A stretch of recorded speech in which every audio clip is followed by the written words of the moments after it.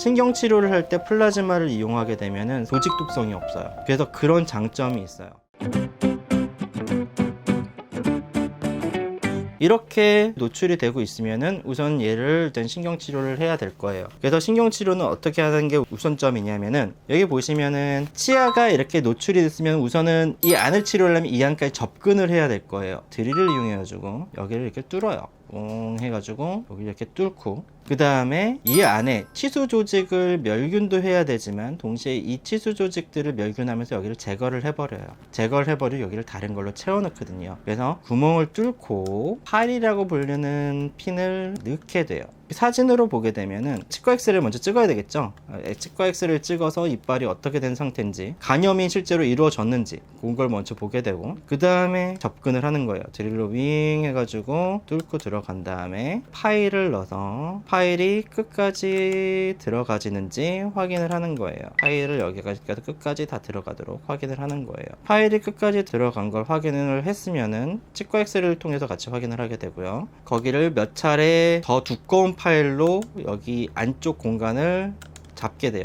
이게 좀 말이 어려울 텐데 뭐냐면 처음에 얇은 파일을 넣거든요. 굉장히 얇은 걸 넣었다가 그 다음번엔 좀 더 두꺼운 걸 넣었다가 그 다음번엔 더 두꺼운 걸 넣어요. 그렇게 되면 여기에 공간에 있는 찌꺼기들을 다 빼내는 데 도움이 되겠죠. 그 다음에 해주는 게 바로 일명 멸균 과정인데, 이 멸균 과정이 되게 여러 가지가 있어요. 굉장히 여러 가지가 있다는 얘기가 무슨 말이냐면은, 원래 일반적으로 옛날 오랫동안 해오던 방식은 뭐였냐면은 여기다가 이렇게 다 제거하신 다음에 멸균을 하기 위해서 하염소산 나트륨이라는 거를 보통은 넣게 되는데, 근데 이게 사실은 그게 바로 락스예요. 락스를 여기다 넣게 돼 있어요. 락스라고 제가 표현했지만 실제 락스를 넣는 건 아니고 의료용 NaOCl이 따로 있어요. 그걸 넣게 되는데 문제는 그게 굉장히 독성이 강해요. 그래서 원래 원칙대로 한다면은 치아가 있으면 치아 주변에다가 방수포를 하고 러버댐이라고 하거든요. 러버댐이라는 걸로 이렇게 감싸고 여기에 클램프로 이렇게 딱 해서 잇몸에 락스가 닿지 않도록 해줘야 돼요. 강아지 같은 경우는 첫 번째 그 맞는 클램프가 없어요.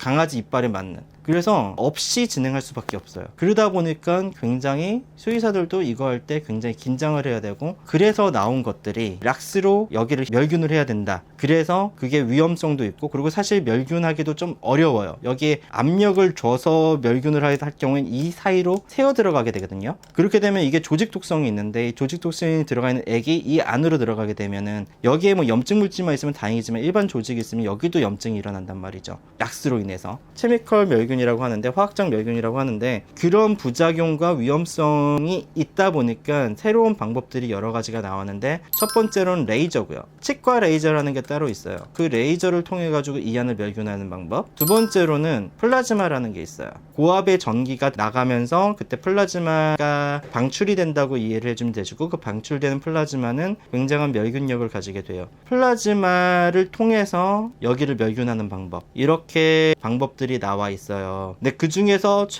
가장 최근에 나온 게 플라즈마예요. 제가 이 플라즈마를 얘기하는 이유 중에 하나는 뭐냐면, 저희 원장님께서 플라즈마를 사주셨어요. 그래가지고 화학적 방법은 하는 수의사들도 굉장히 스트레스를 많이 받는 방식이에요. 긴장을 해야 되거든요. 이거 하다가 새면은 문제가 될 수도 있고, 그리고 멸균력이 깊숙이 가야지 멸균이 되는데 또 여기를 넘어서면 또 안 되고, 그래서 압력은 걸리면 안 돼서 특수 주사기가 있어요. 옆으로 구멍이 뚫린 주사기가 있는데 그 주사기를 이용해 가지고 멸균하고 이런 식으로 진행을 해야 되는데, 이게 사실은 조금은 테크닉적으로 많이 조심해야 되는 부분들이라서 플라즈마를 할 경우에는 그런 과정을 많이 생략할 수가 있어요. 여기다 놓고 플라즈마를 쏴줘 버리면은 치수 조직이 다 멸균이 될 뿐더러 거기다가 플러스로 이 근처에 있는 근단 주위조차도 멸균을 해주는 효과를 볼 수 있는데 조직 독성이 없어요. 그래서 그런 장점이 있어요. 신경치료를 할 때 플라즈마를 이용하게 되면은 상대적으로 조직에 독성이 없는 걸 이용해 가지고 더 쉽고 그 다음 간편하게 진행을 할 수가 있다는 거. 여기까지의 과정은 동일하고 여기 멸균하는 과정을 플라즈마로 대체해 줄 수가 있는 장점이 있어요. 각각의 이 장점이 사실은 있어요.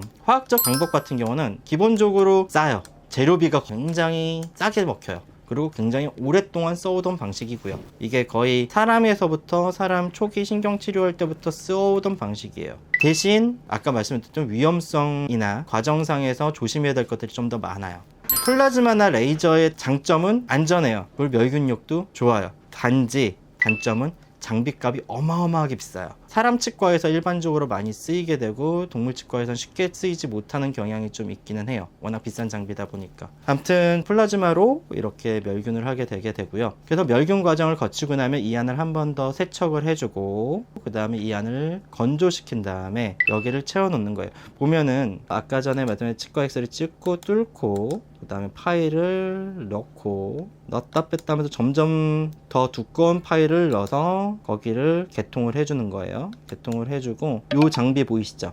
이게 플라즈마 장비예요. 여기 넣어놓던 파일에다가 직접 대서 멸균을 해줘요. 플라즈마를 쏴주면은 여기 연결되어 있는 파일 전체에서 그 멸균을 시키는 플라즈마가 방출이 되게 돼요. 식은땀까지 전부 다 쭉 하면서 방출이 되고, 또 하나의 장점이 이게 지열 효과까지 돼요. 원래는 처음 하는 과정에서 좀 까다로운 것 중에 하나가 화학적 케미칼 하기 전에 지열도 해줘야 되고 뭐 이런 부분들이 있는데, 여기서는 이 플라즈마로 멸균과 동시에 지열까지도 한꺼번에 다 돼요. 그 다음에 이렇게 안에 초음파와 여기에서 물이 이렇게 나가거든요. 해가지고 이 안에 있는 그 잔유 찌꺼기를 세척해 주는 거라고 봐주면 되세요. 그 다음에 다시 건조를 시켜요. 이게 페이퍼 팁이라고 불리는 장비인데, 이게 뭐냐면 넣었다 뺐을 때 여 끝에 피나 물이 묻어 나오면 안 돼요. 그래서 넣어가지고 남아있는 물이 있는지 확인을 하는 거예요. 그리고 나서 제가 접근을 했던 부분에 이렇게 구멍이 뻥뻥 뚫려 있잖아요. 거기를 채우는 충전물인데, 충전물이 뭐냐면은 이 안에 이거 다 뽑고 여기 멸균하고 다 제거했잖아요. 그럼 이 안에 빈 공간 되잖아요. 이 빈 공간 된 거를 뭔가로 채워줘야지 여기서 상대적으로 균 같은 게 역행으로 감염되는 걸 최대한 막아줄 수가 있어요. 물론 플라즈마는 여기까지도 멸균을 해주기 때문에 적게 해도 괜찮다고는 하는데, 그래도 여기를 채워주는 게 맞아요.